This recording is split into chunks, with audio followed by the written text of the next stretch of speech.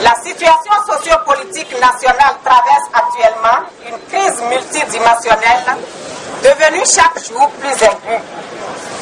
Mais le gouvernement de notre pays s'acharne à noyer les travailleurs et les populations des villes et des quartiers de villes dans les effets meurtriers de cette crise pour sauver le capital financier dont il a la garde et la défense. En examinant les mesures que ce pouvoir du capital financier préconise, on se rend à l'évidence, une fois de plus, qu'il est loin de se préoccuper du sort des travailleurs et des peuples de notre patrie. Ainsi, par exemple, les attaques contre les différents acquis des travailleurs, primes diverses, notamment les primes de motivation pour le secteur de la santé et de l'éducation, qui permettent d'arrondir leur maigre salaire, de l'allocation d'incitation à la fonction enseignante, qui n'accompagne pas à la retraite, l'attaque au droit de grève des douaniers par la décision du gouvernement de les reverser dans le corps des forces armées béninoises, les interdictions fréquentes de marche jugées subversives parce que ne soutenant pas le pouvoir en place. De même, au lieu de publier les résultats des audits de la SBE SONEB et de faire rendre gorge aux pilleurs et aux voleurs des biens publics, le gouvernement s'entête à augmenter augmenté anarchiquement les prix d'électricité et d'eau et a privatisé la SONEB-LONEB. La SBE SONEB. Il en est de même de la SONACOP et des autres sociétés pétrolières où en 2 mois, le prix de l'essence à la pompe est passé de 350 francs à 455 francs, soit une augmentation de 30% contre un pouvoir d'achat stationnaire des citoyens qui continue de s'effriter de façon exponentielle avec l'indifférence totale de nos gouvernants. En lieu et place des mesures réelles d'assainissement de la gestion des entreprises, le gouvernement préfère les brader comme pour honorer un engagement déjà pris devant les bailleurs et autres puissances impérialistes.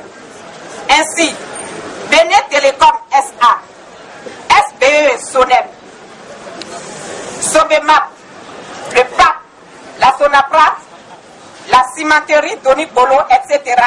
sont bradés ou promis à la braderie par le pouvoir avec des conséquences néfastes qui n'épargneront aucun citoyen. Aussi, l'assainissement de la gestion des finances publiques est passé à l'oubliette.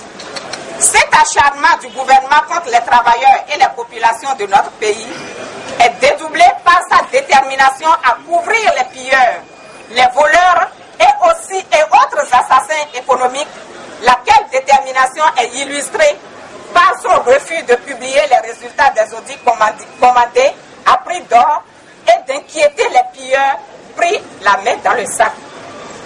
Quand le gouvernement a le dos au mur, il ne s'en prend qu'à des menus frétins et met à l'index des travailleurs et ou rejette sa mauvaise gestion sur eux, cas de la Seine-Sade, pour distraire l'opinion publique. Les revendications des travailleurs s'accumulent sans aucun souci du gouvernement à tenter la moindre résolution. Il ne fait aucun doute que les travailleurs ont posé ces problèmes depuis longtemps et le pouvoir du capital financier a toujours opposé une fin de non-recevoir. Le spectacle est bien désolant. À la maison, on a les pieds dans l'eau. Au service, c'est pire. Face à cette situation, le pouvoir est arrogant et provocateur. Les travailleurs n'ont que de se concerter au fait de s'organiser et de déclencher des actions communes répétées jusqu'à satisfaction de leurs revendications. Il s'agit d'eux. Arrêt de la mise en cause, arrêt de la remise en cause de leurs acquis, arrêt de la hausse des prix, annulation des décisions d'augmentation des prix de l'électricité, de l'eau, des produits pétroliers, etc. Arrêt des privatisations des entreprises publiques, Béné Télécom SA, SBE SONEB, PAC, Sobemap, Sonacop et la vente des actions du complexe cimentier Doni Bolo. Arrêt de la mise à l'index mensongère des travailleurs innocents pour mauvaise gestion. D'expérience, nous savons que face à nos luttes, le gouvernement du changement n'a de cesse d'envoyer sa troupe de ministres et de mafieux vers les populations pour mentir sur notre compte. Cette fois-ci, nous le mettons en garde contre ces pratiques provocatrices et nous devons être prêts à organiser la sensibilisation et l'éducation patriotique du peuple. En tout état de cause, les travailleurs rendent le gouvernement responsable des déconvenus qui adviendront s'ils s'entêtaient à ne pas satisfaire les revendications.